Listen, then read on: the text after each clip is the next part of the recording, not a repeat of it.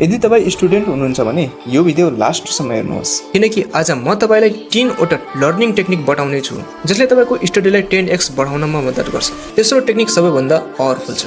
Number 1, study मोड activation. Study सुरु गर्नु अघि 10 देखि 15 सेकेन्ड आँखा बन्द गर्नुहोस्। त्यसपछि आफैलाई भन्नुहोस्, म अहिले सिक्नको लागि तयार छु र आज केही नयाँ कुरा बुझ्ने छु। यस्तो पोजिटिभ सेल्फ टकले तपाईँको ध्यान केन्द्रित गर्न मद्दत गर्न सक्छ। नम्बर 2, 30 सेकेन्ड रिकल।